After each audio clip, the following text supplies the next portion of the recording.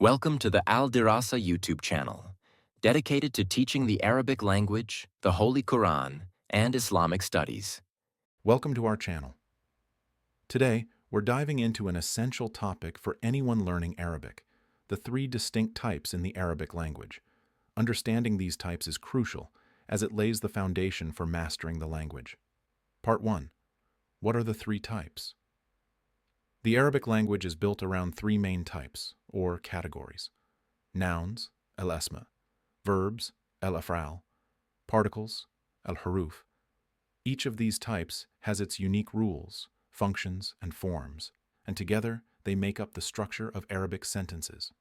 Part 2. Nouns, al-asma. Nouns, known as al-asma, represent people, places, things, or ideas. They include words like names, objects, and qualities. For example, kitab, book, Medina, city, ilm, knowledge. Nouns can also express gender, masculine or feminine, number, singular, dual, or plural, and can be definite or indefinite. Part 3. Verbs, al-af'al. Verbs or al-af'al indicate actions or states of being.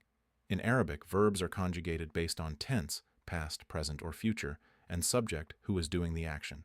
For example, kutub, he wrote. Past tense yaktub, he writes. Present tense verbs in Arabic have a root system, typically composed of three letters, that helps determine their meaning and conjugation. Part 4. Particles, al-huruf.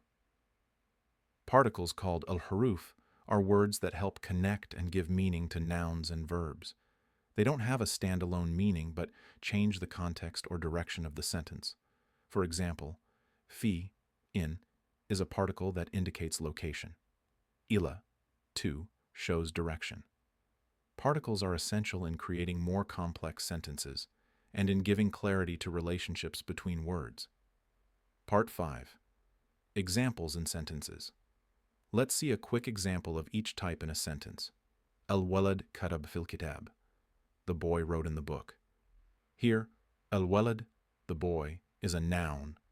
Kutub, wrote, is a verb, and fi, in, is a particle that connects the sentence together. If you enjoyed this video, don't forget to subscribe to the channel and activate the notification bell so you don't miss any new videos.